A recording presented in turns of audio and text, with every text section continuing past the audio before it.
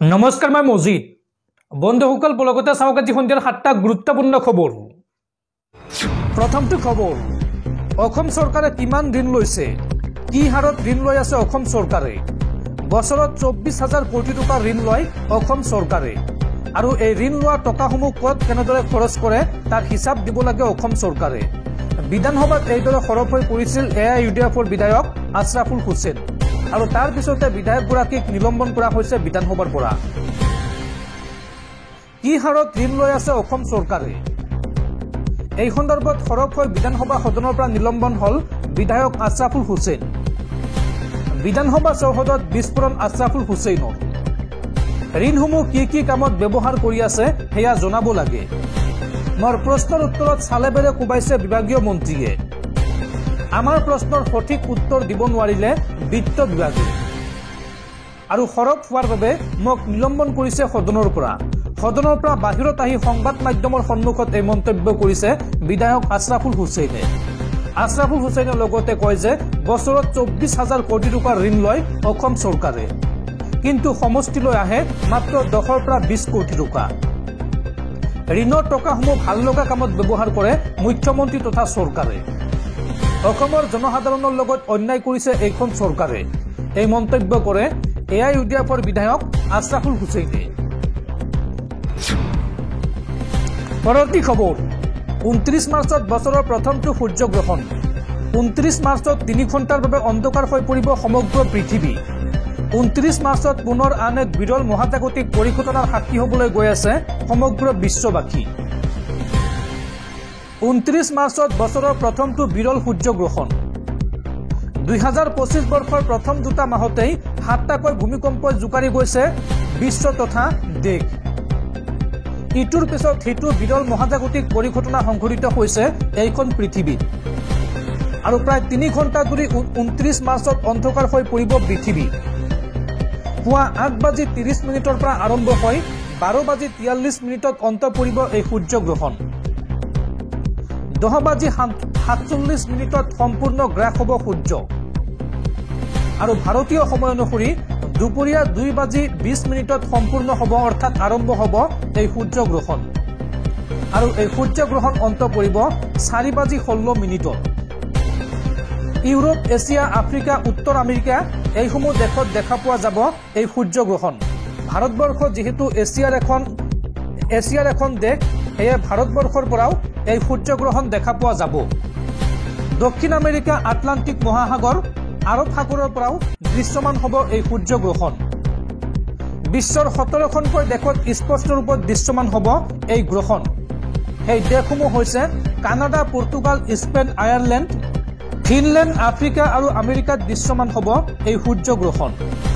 নাছাৰ তৰফৰ পৰা সদৰি কৰিছে এই তথ্য। বহু ৰাশিৰ জাতক জাতিকাৰ বাবে আছে ভাল খবৰ। পঞ্জিকা অনুসৰি শীঘ্ৰে চাই লওক গণনা প্ৰক্ৰিয়া আৰু জ্যোতিষীৰ ভৱিষ্যতবাণী অনুসৰি বহু সুফল আছে এই বিৰল সূৰ্যগ্ৰহণত।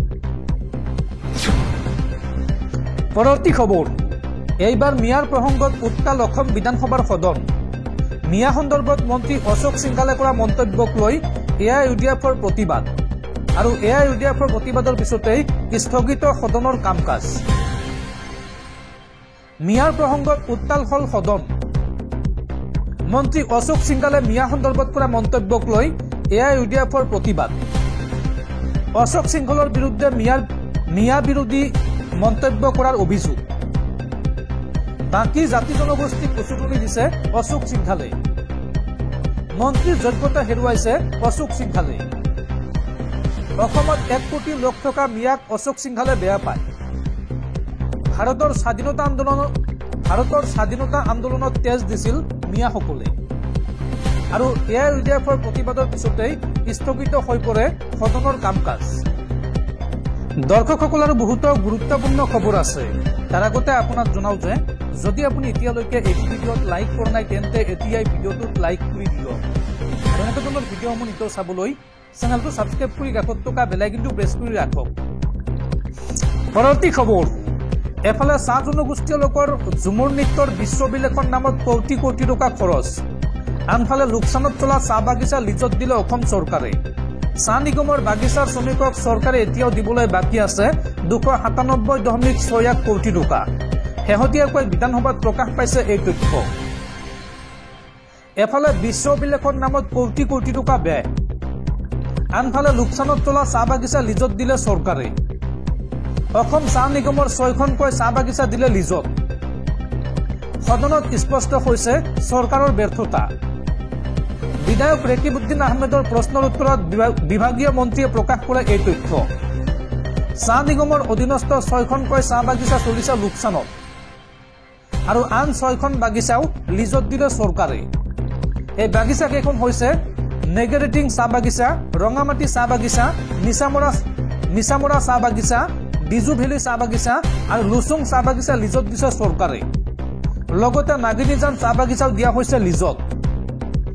চাহ নিগমৰ বাগিচাৰ শ্ৰমিকক চৰকাৰে এতিয়াও দিবলৈ বাকী আছে 297.61 কোটি টকা। শেহতীয়াকৈ বিভাগীয় মন্ত্ৰীয়ে অসম বিধানসভাত দাখিল কৰিছে এই তথ্য। পৰৱৰ্তী খবৰ, ৰাজ্যৰ লাখ লাখ দৰিদ্ৰ লোকলৈ ভাল খবৰ। পকী ঘৰ নথকা লাখ লাখ লোকৰ বাবে জৰুৰী খবৰ। ৰাজ্যৰ লাখ লাখ লোকক নতুনকৈ চৰকাৰে দিব পকী ঘৰ।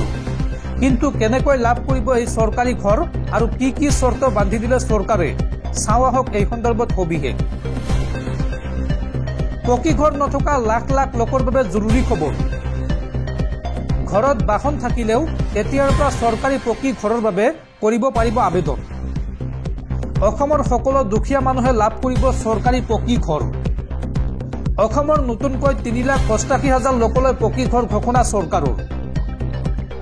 মাহে 15,000 টকা উপাৰ্জন কৰিলেও হিতাধিকাৰীয়ে লাভ কৰিব পকী ঘৰ। ঘৰত দুচকীয়া বাহন থকা হিতাধিকাৰীৰ বাবেও চৰকাৰে প্ৰদান কৰিছে এই সুবিধা। অহা এপ্ৰিল মাহত বাদ পৰি ৰৈ যোৱা সকলো লোকে লাভ কৰিব পকী ঘৰ। অনলাইন এপৰ জৰিয়তে হিতাধিকাৰীয়ে পৰীক্ষা কৰিব পাৰিব নিজৰ নাম আৰু ঘৰ নোপোৱা সকলোৱে চৰকাৰী পকী ঘৰৰ বাবে কৰিব পাৰিব আবেদন। নতুনকৈ আত্মসহায়ক গোটৰ মহিলাই কৰিব পাৰিব জিঅ'টেক আৰু জিঅ'টেক কৰাৰ পিছতে আপুনি লাভ কৰিব পকী ঘৰ। আৰু PMAORG অফিচিয়েল ৱেবছাইট আছে, অফিচিয়েল ৱেবছাইটৰ জৰিয়তে আপোনালোকে অনলাইনত কৰিব পাৰিব আবেদন, অথবা পঞ্চায়ত কাৰ্যালয়ত গৈও আপোনালোকে চৰকাৰী পকী ঘৰৰ বাবে কৰিব পাৰিব আবেদন। পৰৱৰ্তী খবৰ, অবৈধ বিদেশী বিতৰণত বিফল হৈছে ৰাজ্য চৰকাৰ। ৰাজ্যৰ পৰা হঠাৎ অন্তৰ্ধান হল চিনাক্ত হোৱা হাজাৰ হাজাৰ বিদেশী। বিধানসভাত উন্মোচিত হল বিদেশী বিতৰণৰ ভয়াৱহ তথ্য। বাংলাদেশী বহিষ্কৰণৰ সন্দৰ্ভত প্ৰকাশ পাইছে ন তথ্য। বিজেপি চৰকাৰৰ আমোলত অত্যাধিক হাৰত বৃদ্ধি পাইছে অনুপ্ৰৱেশকাৰীৰ সংখ্যা। বিধানসভাত গৃহ বিভাগৰ অধীনত উন্মোচিত হল এই ভয়াৱহ তথ্য। 2016 চনৰ পৰা পলাতক হাজাৰ হাজাৰ চিনাক্ত বাংলাদেশী। অসম চুক্তিৰ আধাৰত চিনাক্ত হৈছিল 1,65,992 জন বিদেশী। তাৰ বিপৰীতে বহিষ্কাৰ কৰা হল মাত্ৰ 30,115 জন বিদেশী। আৰু বৰ্তমানো বহিষ্কাৰ হোৱা নাই 1,35,877 জন বিদেশী। আৰু ইয়াৰ পৰা হাজাৰ হাজাৰ বিদেশী বৰ্তমান অন্তৰ্ধান অৰ্থাৎ নিখোজ হৈ আছে, অসম চৰকাৰে বিচাৰি পোৱা নাই। শেহতীয়াকৈ বিধানসভাত প্ৰকাশ পাইছে এই চাঞ্চল্যকৰ তথ্য। পৰৱৰ্তী খবৰ, মাত্ৰ 6 ঘণ্টাত 35,000 কোটি টকা লোকচান মুকেশ আম্বানীৰ। হঠাৎ কি ঘটিল এইগৰাকী কোটিপতি ব্যৱসায়ীৰ লগত, চাওঁ আহক। ভাৰতীয় শ্বেয়াৰ বজাৰত আন এক বৃহৎ বিপৰ্যয়ৰ সন্মুখীন হৈছে ৰিলায়েন্স ইণ্ডাষ্ট্ৰিজৰ অধ্যক্ষ মুকেশ আম্বানী। 2025 চনৰ 3 মাৰ্চ সোমবাৰৰ দিনটো আম্বানীৰ বাবে বেয়া দিন আছিল। সোমবাৰে কোম্পানীটোৰ শ্বেয়াৰৰ মূল্য 2.17% হ্ৰাস পায়। প্ৰায় 6 ঘণ্টাৰো অধিক সময়ত ৰিলায়েন্স ইণ্ডাষ্ট্ৰিজ লিমিটেডৰ বজাৰ মূলধন 35,319.49 কোটি টকা হ্ৰাস পাইছে। সোমবাৰে বজাৰ বন্ধ হোৱাৰ সময়ত ৰিলায়েন্সৰ বজাৰৰ মূলধন 15.89 লাখ কোটি টকাত ৰয়। যোৱা সপ্তাহৰ আৰম্ভণিতে একেৰাহে 3 দিন লোকচানৰ পিছত এতিয়া একেৰাহে 2 দিন পুনৰ লোকচানৰ সন্মুখীন হৈছে ৰিলায়েন্স ইণ্ডাষ্ট্ৰিজ লিমিটেড। পৰৱৰ্তী খবৰ, বাক স্বাধীনতাৰ অৰ্থ কিয় নাজানে আৰক্ষীয়ে, এই বুলি আৰক্ষীক ধমক দেশৰ উচ্চতম ন্যায়ালয়ৰ। সংবিধান গৃহীত হোৱাৰ বা দেশ স্বাধীন হওয়াৰ ৭৫ বছৰেৰ অন্তত এতিয়াও কিয় আৰক্ষীয়ে নাজানে মত প্ৰকাশৰ স্বাধীনতা এইবুলি আৰক্ষীক ধমক দিছে দেশৰ উচ্চতম ন্যায়ালয়ে। আৰক্ষীক এইবাৰ ককৰ্থনা উচ্চতম ন্যায়ালয়ে বাক স্বাধীনতাৰ অৰ্থ জনাটো দৰকাৰ আৰক্ষী। সংবিধান গৃহীত হওয়ার ৭৫ বছরের অন্তত এতিয়া জানিব লাগে মত প্রকাশের স্বাধীনতা। সোশিয়াল মিডিয়াত কবিতা প্রকাশের পিছতে কংগ্রেস সাংসদের বিরুদ্ধে রুজু হয়েছিল গোচর। অর্থাৎ এগৰাকী কংগ্ৰেসী সাংসদে সোশিয়াল মিডিয়াত এটা বিশেষ কবিতা লিখিছিল আৰ তাৰ পিছতে আৰক্ষীয়ে সেই সাংসদগৰাকীৰ বিরুদ্ধে রুজু করেছিল গোচর। আর গোচরের শুনানিত আরক্ষীক কটাক্ষ উচ্চতম ন্যায়ালয়। আরক্ষীর মন্তব্য উচ্চতম ন্যায়ালয়ের মন্তব্য যে এফআইআর পঞ্জীয়নের পূর্বে বুঝিব লাগিছিল কবিতার সারমর্ম। রাজ্যসভার সাংসদ ইমরান প্রতাপ বড়িয়া সোশিয়াল মিডিয়াত প্রকাশ করেছিল এটা কবিতা আর কবিতাটো উচতনিমূলক আর রাষ্ট্রবিরোধী বলে অভিযোগ উত্থাপন করেছিল। আর এই সন্দর্ভত ন্যায়ালয়ে কয় যে কবিতাটো রাষ্ট্রবিরোধী নহয়, ইয়ার অর্থ বুঝিব লাগিছিল আরক্ষীয়ে। উচ্চতম ন্যায়ালয়ের বিচারপীঠে এইবুলি বা এই সন্দর্ভত এক প্রকার ধমক দিয়ে গুজরাট আরক্ষী। পরবর্তী খবর, রাজ্যত পুনৰ অবৈধ বাংলাদেশী আটক। এইবাৰ শ্ৰীভূমিৰ আন্তঃৰাষ্ট্ৰীয় সীমান্তত 4 বাংলাদেশী নাগৰিকক আটক। শ্ৰীভূমি আৰক্ষী আটক কৰে এই 4 অনুপ্ৰবেশকাৰী আৰ এই 4গৰাকী অনুপ্ৰবেশকাৰীক আটক কৰে সোধপোছৰ অন্তত ধৃত আটাইকে পুনৰ উভতাই পঠিওৱা হয় বাংলাদেশলৈ। পৰবৰ্তী খবৰ, ভোটাৰ তালিকা সলনি কৰে নিৰ্বাচনত জয়ী হয়েছে বিজেপি। এই বিস্ফোৰক অভিযোগ কংগ্ৰেসৰ।